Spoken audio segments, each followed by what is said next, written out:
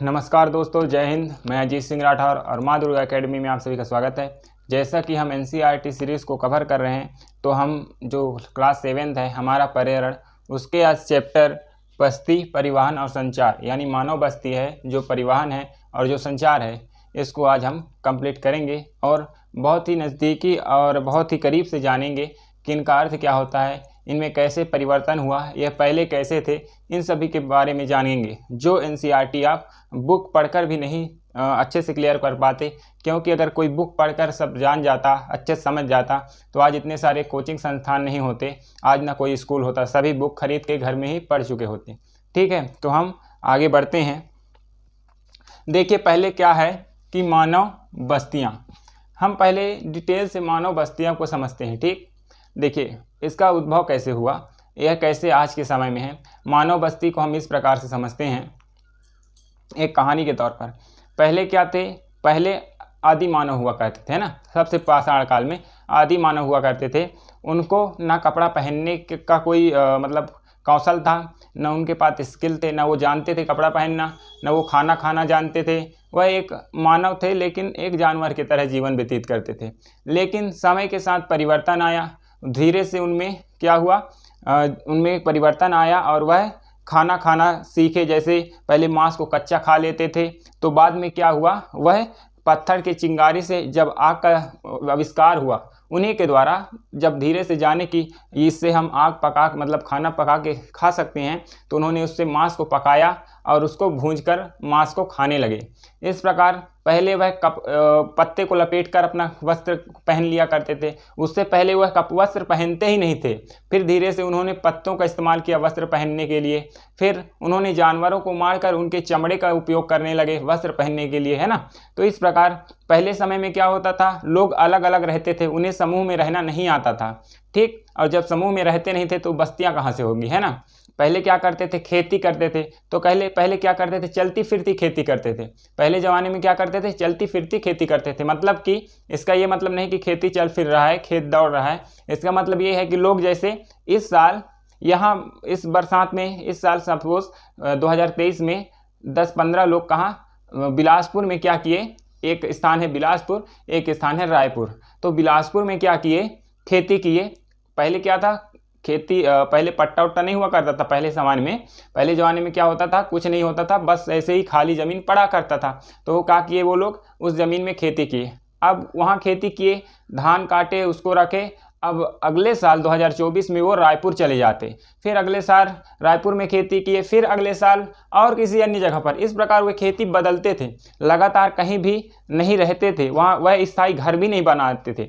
ठीक, तो जैसे धीरे धीरे उन्होंने समुदाय में रहना सीखा, जब परिवर्तन हुआ तो समुदाय में रहना भी सीख गए। लोग ग्रुप में बना कर करते थे। जैसे आप वहाँ आदिवासी लोगों को देखो ना, हु हा करते रहते हैं। वो टीवी में भी देखोगे, जो आदिवासी होते हैं तो ये लोग भी ग्रुप में रहते हैं। पहले ये लोग भी ग्रुप में नहीं रहते थे, इनके भी सरदार होते हैं, तो ये लोग जंगलों में रहते हैं। तो क्या हुआ, ये धीरे से जब बस्ती का आविष्कार हुआ, तो पहले अस्थायी बस्ती थी और स्थायी बस्ती भी थी, लेकिन पहले अधिक मात्रा में अस्थायी बस्ती थी। अस्थायी बस्ती ऐसा कि वह एक समय में एक स्थान पर, दूसरे समय में दूसरे स्थान पर वह चलती फिरती हुआ करती थी। लेकिन आज वर्तमान समय में अधिकांश बस्तियां क्या हो गई है, स्थायी बस्ती, यानी कि वह वहाँ स्थायी रूप से अपने घर रहने के लिए घर बनाते हैं, वही खेती करते हैं, वही खाना पीना करते हैं, वही उद्योग व्यापार करते हैं। इसलिए उसको स्थायी बस्ती कहा जाता है। तो आज के समय में अधिकतर स्थायी बस्तियां ही पाई जाती हैं। स्थायी बस्तियां अभी भी कुछ ऐसे बस्तियां हैं जो अस्थायी बस्तियां हैं, लेकिन वह बहुत ही विरले हो गए हैं। आज के समय में सब शिक्षित हो रहे हैं, सब में स्किल है, कुछ करने की सब में कैपेसिटी है, सबको अपने अंदर की शक्तियों का ज्ञान हो रहा है, सब शिक्षित हो रहे हैं। तो कहीं ना कहीं अब हर कोई एक स्थायी जगह में रहना चाहता है। अगर कोई गांव में भी है तो वह गांव में ही रहकर अपनी स्किल को डेवलप करना चाहता है, वह अपने गांव का नाम रोशन करना चाहता है। तो आज कोई एक जगह से दूसरे जगह दौड़ नहीं रहा है। कुछ ऐसे वर्ग हैं, जैसे कुछ मजदूर हो गए, या कुछ अन्य वर्ग जो काम करने के लिए देश में आज कुछ जैसे रायपुर हो गया, तो कई लोग कहाँ चले जाएंगे, तमिलनाडु, कई लोग चले जाएंगे मुंबई। तो इस प्रकार कई लोग हैं जो मजदूरी के लिए दूसरे जगह जाते हैं, लेकिन उनका मूल निवास जहाँ रहता है वहीं फिर काम करने के बाद आते हैं। तो इसको अस्थायी बस्ती नहीं कहेंगे, ये तो रोजगार के लिए लोगों का आना जाना हो गया है ना। तो हमने इसको कैसे समझा कि जो मानव बस्तियां हैं वह दो प्रकार की होती हैं, एक है स्थायी बस्तियां, एक है अस्थायी बस्तियां। स्थायी बस्तियों का मतलब है कि वे बस्तियां जो समय समय पर चेंज नहीं होती है, वह एक ही जगह पर सदियों से, यानी सदियों कहा जाए मतलब कई उनके पूर्वजों से वह एक ही जगह पर रहते हैं, खाते हैं, पीते हैं, व्यापार करते हैं। उनका जो समूह होता है, उनका जो घर होता है, एक ही जगह पर रहता है, वहीं जीते हैं, वहीं मरते हैं, है ना। इनको बोलते हैं स्थायी बस्ती। अस्थायी बस्ती यानी समय समय पर जो परिवर्तन करते रहते हैं, आज यहाँ तो कल कहीं और, इस प्रकार आज जैसे आज है बिलासपुर में, कल रायपुर में, परसों दिल्ली में, नरसों मुंबई में, इस प्रकार उनकी बस्तियां होती थी। कल परसों यानी कि 4 महीने 6 महीने में उनका बस्ती चेंज हो जाता था, या साल भर में, तो उसको अस्थायी बस्ती कहते हैं। अब हम आगे बढ़ेंगे। हमने देखा कि मानव बस्ती दो प्रकार की होती है, स्थायी बस्ती और अस्थायी बस्ती। अब इसमें स्थायी बस्ती भी दो प्रकार की होती है। स्थायी बस्ती भी कितने होते हैं? 2 प्रकार के होते हैं। स्थायी बस्ती किस प्रकार 2 प्रकार के होते हैं, तो इसको देखेंगे। जो स्थायी बस्तियों में 2 ऐसे होते हैं, एक होता है सघन स्थायी बस्ती, एक होता है विरल स्थायी बस्ती। सघन स्थायी बस्ती में क्या होता है, सबके घर एक जगह संपिट होते हैं, जैसे शहरों में होते हैं ना, वैसे टाइप, मतलब कि एक दूसरे घर लगे होते हैं, एकदम से दीवार लगे होते हैं, और बहुत ही सघन होता है, भीड़ भाड़ का एरिया होता है। होता गाँव ही है, लेकिन क्या होता है, सघन होता है, भीड़ भाड़ होती है, घर एक दूसरे से जुड़े होते हैं। ठीक, इसको बोलते हैं सघन बस्तियां। विरल मानव बस्तियों के अंतर्गत ऐसे बस्तियां आती हैं माय डियर फ्रेंड्स, जिसमें क्या होता है, दूर दूर में घर होते हैं। ऐसे बस्तियां कहाँ पाई जाती हैं? ज़्यादातर पहाड़ी एरियाओं में पाए जाते हैं। जो सघन बस्तियां होती हैं वे मैदानी एरियाओं में पाए जाते हैं, और जो विरल बस्तियां होती हैं वह ज़्यादातर पहाड़ी एरियो में पाए जाते हैं, क्योंकि वहाँ जगह जो है वह अच्छे से नहीं होता है। तो कहीं कुछ यहाँ घर है तो 1 किलोमीटर बाद किसी का घर है, किसी का आधा किलोमीटर के बाद घर है, तो किसी का 2 किलोमीटर के बाद घर है। इस प्रकार की बस्तियों को विरल बस्तियाँ कहते हैं। तो आप नोट करना, जो बस्तियाँ होते हैं वह 2 प्रकार के होते हैं। ठीक, 2 प्रकार के, एक हो गए स्थायी और दूसरा है अस्थायी। अब जो स्थायी है इसके भी 2 प्रकार हैं।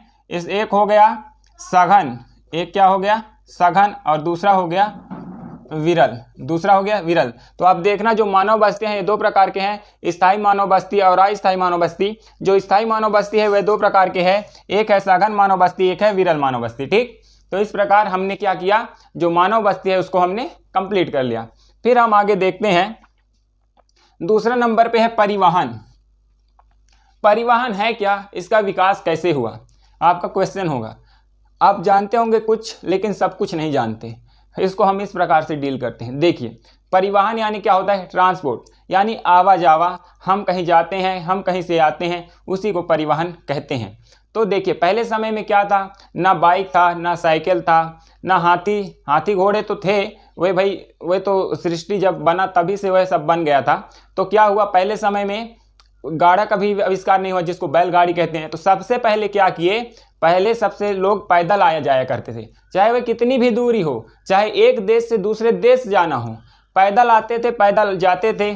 कहीं कहीं पर जल सुविधा थी, मतलब कि जल मार्ग जो नाव द्वारा होता था, वह भी स्टार्टिंग समय में नहीं था।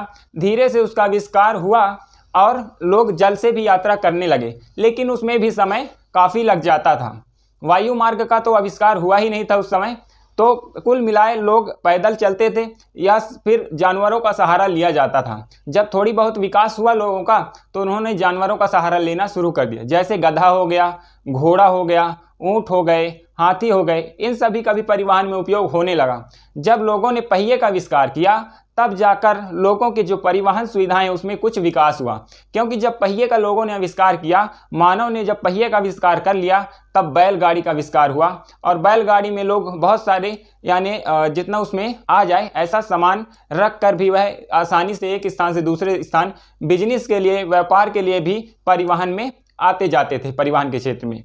तो और धीरे धीरे क्या हुआ, जब परिवहन का आविष्कार हो गया तो उसमें बहुत सारे आविष्कार होते गए। आज जो कार बन रहे हैं, आज जो बाइक बन रहे हैं, सभी में जानते हैं क्या लगा रहता है, पहिया लगा रहता है। तो जो पहिया है उसके आविष्कार ने बहुत ही हमें आगे बढ़ा दिया है।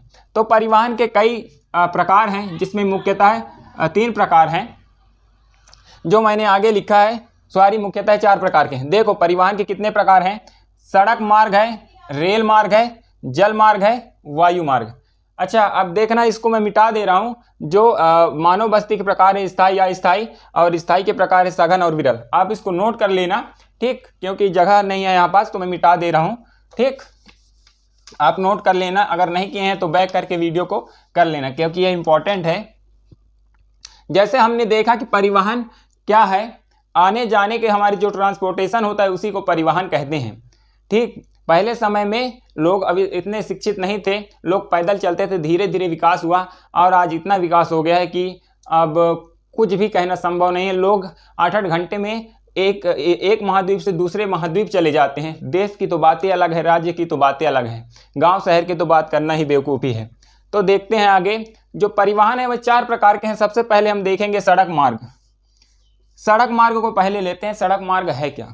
देखिए, सड़क मार्ग उस मार्ग को कहते हैं जो धरातल यानी पृथ्वी पर धरातल पर बनाया जाता है, यानी यह बहुत ही पुराने समय से चल रहा है।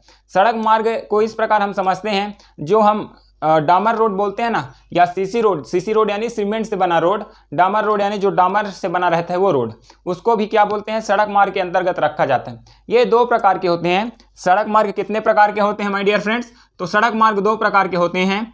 पहला है सड़क मार्ग में कच्ची सड़क मार्ग, और दूसरी है पक्की सड़क मार्ग। पहला है कच्ची सड़क मार्ग, दूसरा है पक्की। इसको भी नोट कर लेना, ठीक, इंपॉर्टेंट है। जो सड़क मार्ग है वह पहले पक्की सड़क मार्ग है और दूसरा सड़क मार्ग है कच्ची सड़क मार्ग है। देखिए क्या हुआ, पहले समय में तो पक्की सड़क मार्ग हुआ नहीं था।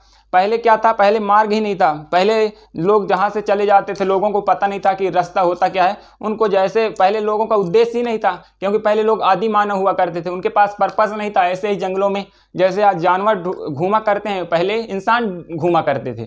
जब धीरे धीरे विकास हुआ, जब वे बस्तियों में रहने लगे, जब उनमें शिक्षा हुई, वह जब धीरे धीरे विभिन्न प्रकार के प्रगति किए, उनमें परिवर्तन आया, उनमें कौशल आए, उनमें स्किल बढ़ा, तो क्या किए कि जो सड़क मार्ग है उसको चौड़ा करने लगे। जैसे आज हमको यहाँ से सपोज हमको बिलासपुर से रायपुर जाना है, ये आपको पता ही होगा कहाँ है, ये छत्तीसगढ़ में है। तो हम क्या करेंगे, हम सड़क मार्ग का उपयोग करेंगे। चाहे हम पैदल जाएं, चाहे हम साइकिल से जाएं, बाइक से जाएं, कार से जाएं, मार्शल से जाएं, डग्गे से जाएं, पर हम जाएंगे सड़क मार्ग से। तो ये इसकी विशेषता है।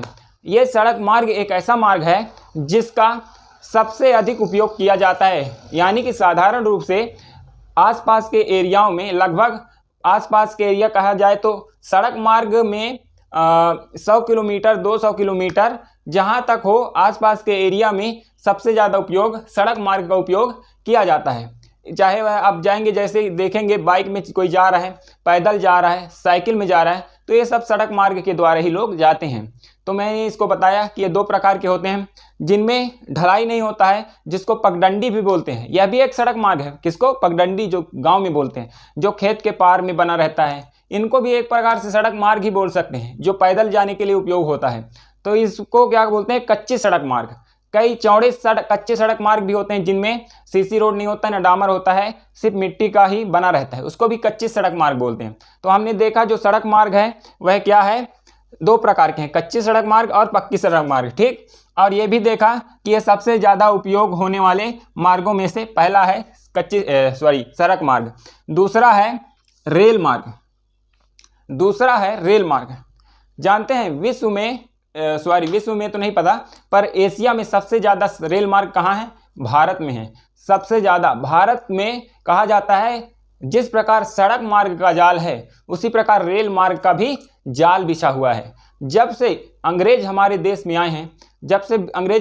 में आए, और आकर वो तो चले गए, लेकिन उन्होंने बहुत सारे अपने जो निशानियां हैं, जो उन्होंने यहाँ परिवर्तन किए, वो यहीं छोड़ गए। जैसे अब देखिए, अंग्रेजी बोलना, अब अंग्रेजी बोलना तो हमारे लिए क्या है, बहुत बड़ी परेशानी छोड़कर चले गए। हमको अंग्रेजी आता नहीं है और पढ़ना ज़रूरी हो गया है। किसकी बदौलत है? अंग्रेज़ों की बदौलत है। उसी प्रकार रेल मार्ग भी उन्हीं की देन है। अंग्रेज़ों ने ही हमें रेल मार्ग प्रदान किया है। उन्होंने अपने व्यापार के लिए रेल को क्या किया, बनाया। वह यहाँ से विभिन्न प्रकार के खाद्यान्न कारखानों से जो खनिज पदार्थ है, सोना चांदी है, वे विभिन्न प्रकार की चीज़ें यहाँ से ले जाते थे, कच्चे माल यहाँ से ले जाते थे और वहाँ से बनाकर फिर वो उसी रेल के द्वारा हमारे देश में लाते थे और व्यापार करते थे। हम ही को हमारा सामान बेचते थे और पैसा लूट के ले जाते थे। तो इन्होंने अपने फायदे के लिए रेल मार्ग का आविष्कार किया। तो हम देख रहे हैं कि रेल मार्ग है क्या। रेल मार्ग जो रेलगाड़ी को चलाने के लिए बनाया जाता है, सबसे ज़्यादा भारत में रेल मार्ग हैं। रेल कई प्रकार के हैं, मतलब कि कई प्रकार का कहने का मतलब ये है माय डियर फ्रेंड्स कि जो रेल है वह पहले भाप के, कोयले के भाप से चलता था। याद होगा, पहले आपने एक गाना जरूर सुना होगा, चल छैया छैया छैया। ये किसका गाना है, मतलब इसमें शूट किसने किया था? शाहरुख खान ने। इसमें आप देखेंगे तो जो गाड़ी का इंजन रहता है रेल का, उससे क्या निकलता है? धुआं निकलता है, भाप निकलता है ब्लैक कलर का, काले कलर का। तो वो क्या रहता है? कोयले का भाप रहता है। तो पहले के ज़माने में मूवी बनते थे या रियल लाइफ में भी कोयले के भाप के इंजन हुआ करते थे। आज के समय में विभिन्न प्रकार के खनिज पदार्थ या मतलब कहे जाए पेट्रोलियम से चल रहे हैं, विद्युत से चल रहे हैं, मतलब प्रगति हो गई है कुल मिलाकर। और आजकल कोयले के जो भाप वाला इंजन है वह बहुत ही कम स्थानों पर चलाया जा रहा है।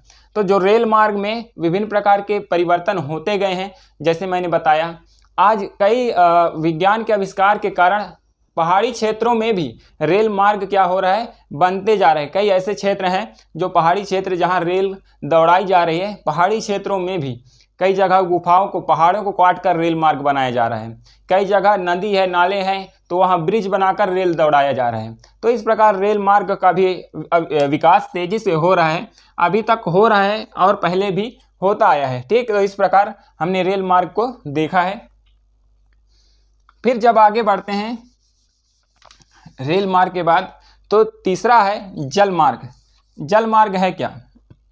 देखिए माय डियर फ्रेंड्स, जल मार्ग सबसे सस्ता साधन है कहा जाता है आने जाने का। इसमें क्या, एक डोंगे में बैठ जाते हैं और आते जाते हैं। मतलब कि क्या होता है, अब तो बड़ी बड़ी जहाज़ें बन गई हैं। पहले स्टार्टिंग के दिनों में क्या करते थे, छोटे से लकड़ी का जहाज़ बनाते थे और उसी में आते थे, उसी में जाते थे। नदी में क्या हुआ, एक दो ही व्यापार, जब एक देश से दूसरे देश आने का दो ही रास्ता हुआ करता था पहले। एक तो सड़क मार्ग होता था, ठीक, और दूसरा जल मार्ग हुआ करता था। तो या तो व्यापारी सड़क मार्ग से आते थे या जल मार्ग से आते थे। जल मार्ग से थोड़ा सस्ता साधन था, लेकिन फिर भी वहाँ से यहाँ हमारे देश में आने में, हमारे देश से दूसरे देश जाने में लगभग 7 से 8 दिन हो जाया करते थे जल मार्ग से भी। ये कह सकते हैं जल मार्ग थोड़ा रिस्की है। कहीं अगर बीच में तूफान आ गया, आप समुद्र के बीच में हैं और कहीं कोई बवंडर आ गए, समुद्र से रिलेटेड कोई तूफान आ गया, तो आपको तैरना आना चाहिए, वरना आप तो गए काम से। तो जल मार्ग में क्या हुआ, जल मार्ग एक सस्ता साधन है। जल मार्ग में भी विभिन्न प्रकार के विकास हुए, विभिन्न प्रकार के परिवर्तन हुए। पहले छोटे से लकड़ी के जहाज़ बनाए कर चलाया करते थे, आज बड़े बड़े ऐसा जहाज़ है कि अब क्या बताएं। ऐसा जहाज़ों को देखोगे तो ऐसा लगता है कि ये जहाज़ पानी के ऊपर तैर कैसे रहें। ऐसे इतने बड़े बड़े जहाज़ है कि ये डूब जाएंगे, ऐसे दिखते हैं। लेकिन वह विज्ञान की एक तरक्की है जिसने बड़े बड़े जहाज़ों को भी जल पे तैरना सिखाया दिया है। ठीक, तो ये हुआ है जल मार्ग। जल मार्ग भी व्यापार की दृष्टि से एक बहुत ही इम्पोर्टेंट मार्ग है। ठीक, तो इसको हमने कंप्लीट किया। फिर है वायु मार्ग। वायु मार्ग है क्या? देखिए, वायु मार्ग एक नवीनतम मार्ग है, यानी कि जो व्यापार के लिए, आवागमन के लिए ये सबसे नवीनतम मार्ग है। क्योंकि हेलीकॉप्टर से पहले वायु मार्ग का आविष्कार नहीं हुआ था। जब लोग हवाई जहाज़ का आविष्कार कर लिए, हेलीकॉप्टर का आविष्कार कर लिए, रॉकेट का आविष्कार कर लिए, एरोप्लेन का आविष्कार कर लिए, तब जाकर इस मार्ग का आविष्कार हुआ।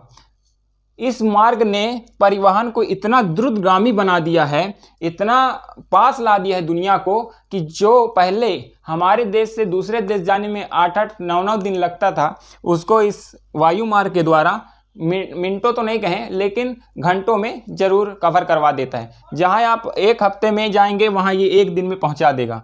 इतनी द्रुतगामी वायु मार्ग हो गया है माय डियर फ्रेंड्स। जहाज हेलीकॉप्टर से आज उन स्थानों पे, उन पहाड़ों पे भी जा सकते हैं जहाँ ना सड़क मार्ग जाता है, जहाँ ना रेल मार्ग जाता है, जहाँ ना जल मार्ग जाता है, वहाँ ये वायु मार्ग जाता है। आज हेलीकॉप्टर से विभिन्न प्रकार के रेस्क्यू ऑपरेशन किए जाते हैं। विभिन्न प्रकार से लोगों को, पहाड़ी एरिया में आए तूफानों से लोगों को हेलीकॉप्टर के द्वारा बचाया जाता है। तो कहीं ना कहीं वायु मार्ग बहुत ही आज के समय में इम्पोर्टेंट है और बहुत सारे हमारे परेशानियों को कम कर दिया है। इसके द्वारा, वायु मार्ग के द्वारा हम आसानी से कहीं भी आ जा सकते हैं। थोड़ी सी इसमें एक इसकी खामी ये है कि ये बहुत ही महंगा साधन है, यानी कि इसके जो ईंधन है यह बहुत ही क्या है, महंगे होते हैं। इस कारण से जो वायु मार्ग में आने जाने का जो खर्चा है अन्य मार्गों से महंगा होता है, यानी रेल मार्ग, सड़क मार्ग और जल मार्ग से महंगा होता है वायु मार्ग। ठीक, तो इतना क्लियर। अब लास्ट में देखो, वायु मार्ग के जो अड्डे हैं दिल्ली में है, मुंबई में है, न्यूयॉर्क में है, लंदन, पेरिस आदि और बहुत सारे देश हैं जहां इसके अड्डे पाए जाते हैं। बहुत सारे हैं, ये अगर मैं इसमें पूरे लिख दूँ तो पूरा व्हाइट बोर्ड भर जाएगा, लेकिन नाम खत्म नहीं होगा। भैया धीरे धीरे विकास हो रहे हैं, हर जगह वायु मार्ग के अड्डे बन रहे हैं। ओके, और तीसरा है संचार। संचार है क्या? यहाँ हमने लिखा बस्ती, बस्ती को कवर कर लिया, परिवहन को कवर कर लिया। अब आया है संचार। संचार यानी होता है कम्युनिकेशन।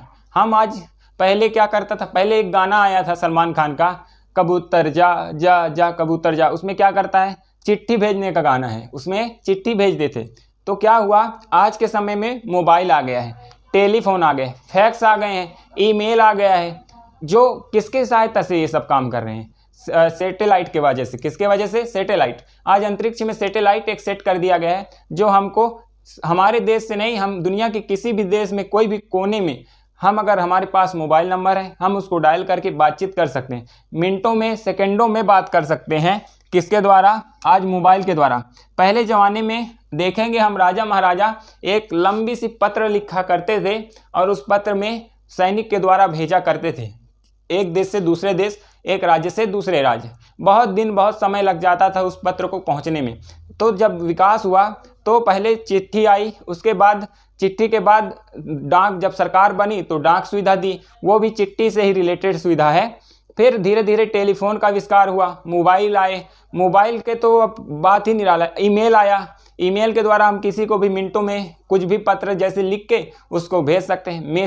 मैसेज में भी कुछ भी लिख के हम भेज सकते हैं। मोबाइल में डायरेक्टली बात कर सकते हैं, टेलीफोन में बात कर सकते हैं। तो ये सारी सुविधाएं संचार को, जो हमारी कम्युनिकेशन जो सुविधा है, उसको बहुत ही निकट, उसको बहुत ही द्रुतगामी बना दिया है।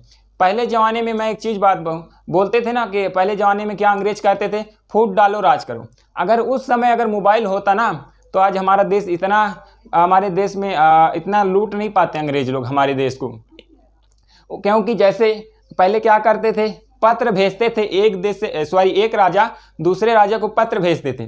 तो अंग्रेज क्या करते थे, सपोज उदाहरण के लिए बता रहा हूँ, उस एक जो पत्र भेजने वाला मंत्री है उसको मार देते थे और उस पत्र में दूसरा लिख के भेज देते थे, या फिर उस मंत्री के पत्र को बदल देते थे। अगर उस समय शायद मोबाइल होता तो वह जो राजा है वह दूसरे राजा को डायरेक्ट कॉल करता और मोबाइल में बात कर लेता। इससे क्या होता, कन्फ्यूज़न नहीं होता, लड़ाई नहीं होती। तो मोबाइल उस समय होता तो फिर बात ही क्या थी, है ना। लेकिन वो तो गए, जो है उसको छोड़ें। आज की बात करते हैं। तो जो संचार है आज के समय में क्रांतिकारी परिवर्तन ला दिया है माय डियर फ्रेंड्स। तो हमने आज कवर किया है बस्ती, मानव बस्ती, परिवहन और संचार, जिसमें मानव बस्ती को पढ़े, परिवहन यानी ट्रांसपोर्टेशन। इसके अंतर्गत 4 होते हैं, एक है सड़क मार्ग, दूसरा है रेल मार्ग, तीसरा है जल मार्ग और चौथा है वायु मार्ग। फिर 5वां कम्युनिकेशन यानी संचार को पढ़ा है। आप एक बात ये याद रखना कि जो मैं ये क्लास ले रहा हूँ ये मुख्य रूप से किसके लिए है, हिंदी मीडियम यूपीएससी छात्रों के लिए है। इंग्लिश मीडियम वाले भी पढ़ सकते हैं। ये एनसीईआरटी मुख्य रूप से अभी कवर कराया जा रहा है। जो लोग एनसीईआरटी बुक नहीं पढ़ पा रहे हैं, जिनको एनसीईआरटी बुक पढ़ने से समझ में नहीं आ रहा है, वह इस वीडियो से लाभ ले सकते हैं। तो ठीक है दोस्तों, अगले वीडियो में फिर मिलते हैं। तब तक के लिए थैंक यू, जय हिंद।